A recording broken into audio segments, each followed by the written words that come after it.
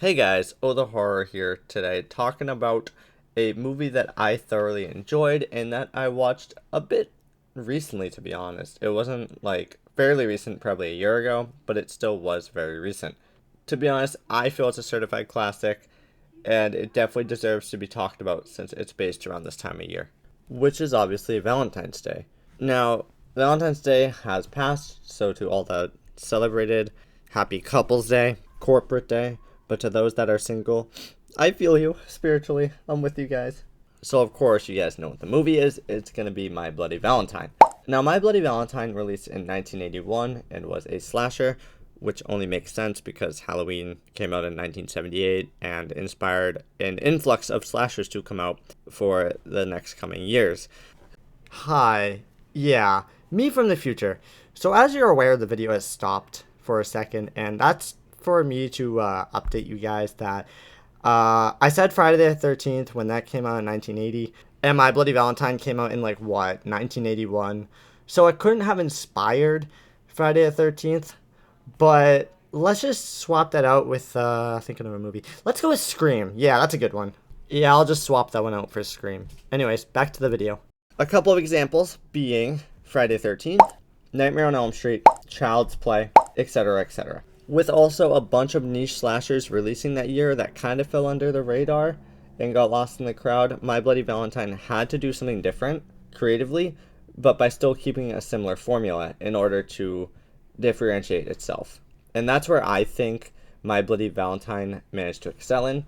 It kept the same foundation that Halloween had and Black Christmas, but it changed the house that was built on that foundation. And it became a whole new building, built upon something familiar, yet it built something completely different with its own creativity. This allowed My Bloody Valentine to form its own identity amongst the other films around the what I would like to call the golden age of slashers. It still is sad that My Bloody Valentine didn't get the same amount of attention that other slashers did, but this is obviously due to a multitude of factors. One of those factors I already mentioned earlier, which was the timing of the release overall. Because of the release of many slashers, this made it really hard for My Bloody Valentine to compete amongst those movies. This didn't mean that the movie failed, but it did mean that My Bloody Valentine was outshined by the likes of all the movies coming out in those years. And there's a reason why My Bloody Valentine is loved a lot, and we're going to go into that, actually right now. My Bloody Valentine was a wonderfully paced movie. It never really felt like the movie was going by too slow or too fast. It kind of felt just right. It reminded me a lot of Evil Dead Rise, although Evil Dead Rise did kind of feel a bit faster than the actual runtime of the movie. I still remember sitting in that theater, and it was at the final act. You could tell it was. And I was just like, wait, is it almost over already? What?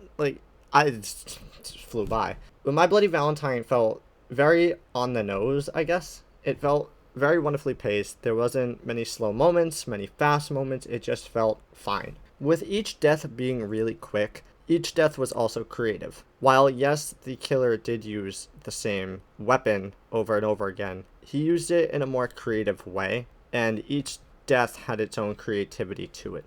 I also did like that the miner, or the killer, left a calling card at each death, just kind of stating, cancel this Valentine's dance, or there'll be more death to come. Which made the movie also a bit unique, since it now had turned into a whodunit, because while there is one person that they say, you don't know if they've come back, if it's a ghost or what, so it raises a lot of questions. And that allows the person to be encapsulated by the actual story itself, because now you're wondering, who is it, what do they want, and who are they after? Because, while yes, we know on paper what they want, there could be another motive behind it, and or who are they after, because yes, they are after the whole town, but it also makes you question, is there some deeper meaning? Is he after a person in particular because of the way they acted, or it could just be a multitude of things. It allows for the watcher to ask questions, which is what a whodunit should be doing. Now, while yes, it is more of a slasher than a whodunit, I would also like to classify it as a mystery, since we really don't know who the minor actually is. Like how in Halloween, we know that the boogeyman is Michael Myers, and how in Friday the 13th, we know how it's Jason. But like in Scream, we have an alias, but we don't really know who it is. There's hints of who it could be, but we don't know if that's the actual person. So that's why I also classify it as a whodunit.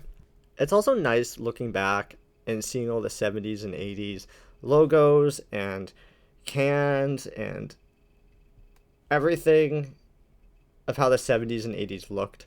Because as a 24-year-old myself who was born in 1999, I obviously did not get to experience the 80s or 70s. All I get to see is those type of, whether it's logos or cans or how different buildings looked, whether it's restaurants, drive-ins, diners, cars, malls, whatever you want to show. And that's what I think media is also great at, is showing a moment captured in time. Something that we will never get back because that's fully in the past. It's like looking at a photograph, which is another reason why I like these older type of movies, such as My Bloody Valentine, because you really get to see what life was like back then. While yes, I could have mentioned this about Friday the 13th, Halloween, Child's Play, whatever golden age slasher I could have come up with, I could have said this basic generic ass thing. But at the same time, it still doesn't deter from the point of the fact that this is one of the reasons why I like watching these golden age slashers. And or just any 80s movie in general, or 70s. It's a completely different lifestyle from the life that we are living today. That being said, there were a few problems that I had with this movie. The most notable one being that the characters felt a little too clueless, I guess you could say. Like, okay, I get it. It's a slasher, it's a horror movie. People are going to be clueless, people are going to be stupid, right? I mean, that's just the trope of slashers. But these people were like horribly unaware. However, I will give them a pass because at least they aren't as clueless or oblivious as Jess Bradford from Black Christmas, because, well, see for yourself.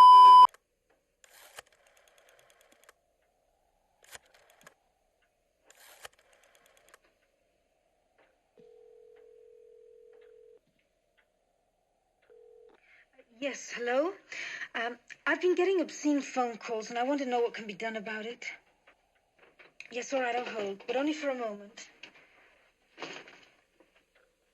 Yeah, I don't know how she didn't notice someone behind her. I mean, I guess.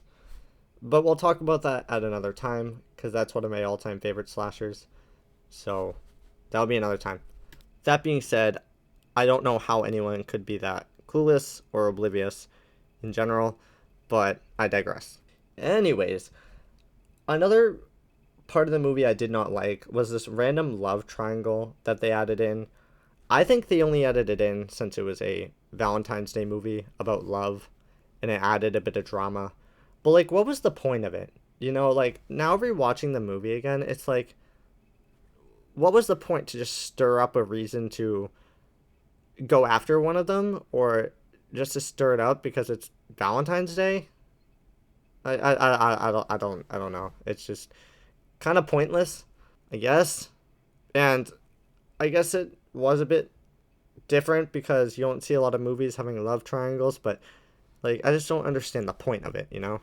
I'm going to be honest, removing that love triangle from My Bloody Valentine really wouldn't change anything. Because the motive of the killer isn't decided based on the love triangle, although you could say he was a psycho and completely in love with this person, but the motive was still the same. They didn't like Valentine's Day, so they want to stop it. And they want to continue the work of the previous killer. So, really, if you remove that love triangle, nothing would have changed. I just think that they added it because it's a Valentine's Day movie and it's about love. So they just said fuck it and was like, okay, love triangles are pretty common, so I say we do it. I can already see the pitch now. Alright, whoever's there can come on in.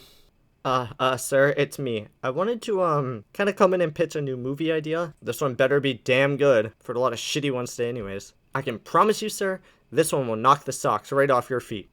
Okay, well, go ahead, pitch it. I'm all ears, I guess. Okay, it's gonna be a holiday slasher movie. Oh boy, another one. Okay, now hear me out on this one. I know you're gonna love it, and I get it. It sounds like every movie that's come out in, like, what, the past 10 years or so? But this time, he's gonna kill the people that try to celebrate it. It's like yearly Valentine's Day dance. Every time they host one, he exacts revenge on those that celebrate. Okay, I'm listening. Sounds a bit interesting. Doesn't it? Anyways, so he comes back to murder people. And here's the kicker. Now, people haven't done this in the past, but let's do something. Let's spice it up. Let's give some teenage drama. We do a love triangle.